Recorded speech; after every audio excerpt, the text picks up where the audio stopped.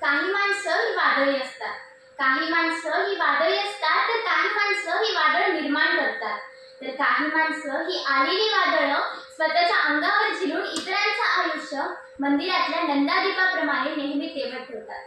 त्याचप्रमाणे विद्यार्थी जीवनातला नंदादीप आयुष्यभर तेवत ठेवण्यासाठी आपले स्वतःचे आयुष्य समर्पित करणारे, विद्यार्थ्यांचे सतत हित जोपासणारे व सर्वांसोबत सदैव असणारे आपल्या सर्वांचे लाडके म्हणजेच मडदेवरू सर.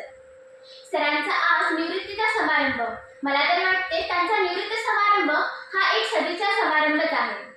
आज हा क्षण मंगलमांगल्याचा, आज हा क्षण मंगलमांगल्याचा, ज्ञानयात्रेला मार्ग दाखवणाऱ्या सुवर्ण संभाचा, ज्ञानयात्रेला मार्ग दाखवणाऱ्या सुवर्ण संभाचा. बापासारखे वेळप्रसंगी कठोर होऊन आम्हा विद्यार्थ्यांना शिस्त लावणारे, वेळप्रसंगी आईसारखे मायाळू होऊन आम्हा विद्यार्थ्यांवर माया करणारे, सर्वांना सदैव मदत करणारे आणि शाळेच्या सर्वांगीण गुणवत्तेत भर घालण्यासाठी सतत तत्पर असणारे म्हणजेच मडदेवरू सर. सरांनी शाळेत विविध सांस्कृतिक कार्यक्रम, कथाकथन, वक्तृत्व, विविध शालेय क्रीडा उपक्रम राबवत असत. त्यामुळे आम्हा विद्यार्थ्यांना शिकण्यात खूप उत्साह निर्माण व्हायचा, कारण त्या सर्व उपक्रमांमध्ये आम्ही आवडीने भाग घ्यायचो आणि त्यामुळे शिकण्यात रस निर्माण व्हायचा. सरांनी हे सर्व उपक्रम राबवताना कधीही वेळ पार पाहिला नाही, कारण त्यांच्या मनात नेहमी शाळेचाच विचार असायचा. सरांनी आपल्या मावळ्यांना सोबत घेऊन आम्हा विद्यार्थ्यांना घडवण्याचा आणि आमचा सर्वांगीण विकास साधण्याचा नेहमी प्रयत्न केला. मनात धीरता, वागणे जबाबदार, कामात खबरदार, नेतृत्व शानदार असे अष्टपैलू व्यक्तिमत्व म्हणजे मडदेवरू सर. आदरणीय सर, परीस कसा असतो तो मी कधी पाहिला नाही, पण तुमच्यामुळे आमच्या जीवनाचं सोनं झालं हे आवर्जून सांगावंच वाटतं. आयुष्याच्या उतरणीला हळूहळू उतरत जावे, आयुष्याच्या उतरणीला हळूहळू उतरत जावे, जाता जाता पायामध्ये बळ तेवढे जपत जावे. कर्तृत्वाची उंची तुमच्या आम्हा सर्वांस हवे, आठवणींच्या हिंदोळ्यावर नित्य सदा झुलवत राहावे, नित्य सदा झुलवत राहावे.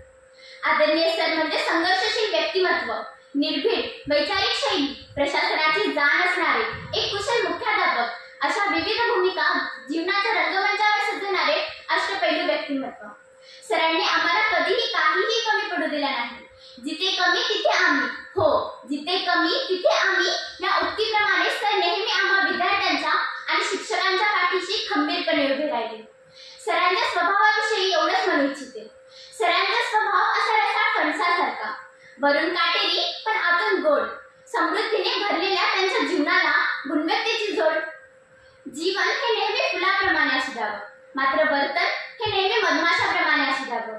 याचे ज्वलंत उदाहरण म्हणजे एखाद्या वाळवंटी प्रदेशात पाण्याचा झरा निर्माण व्हावा आणि आसपासच्या संपूर्ण सृष्टीला सुखी करून द्यावे, त्याचप्रमाणे सरांनी ज्ञानगंगेचा मौलिक असे कार्य केले.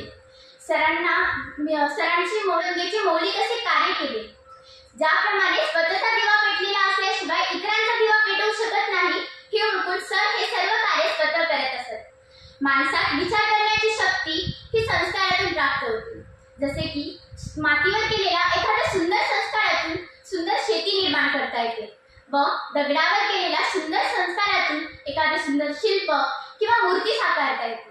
त्याचप्रमाणे सरांनी प्रामाणिकपणा, दातृत्वपणा, उदारता अशा विविध संस्कारांची रुजवणी आमच्या बालमनावर केली.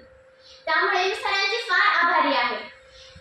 कितीही सुखद असली तरी कुठेतरी संपणारी एक वाट असते, कितीही सुखद असली तरी कुठेतरी संपणारी एक वाट असते, पण त्या संपणाऱ्या वाटेबरोबरच जन्मणारी नवी पहाट असते, जन्मणारी नवी पहाट असते.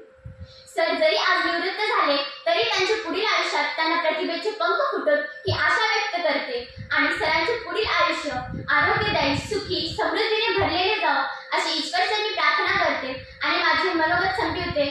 धन्यवाद.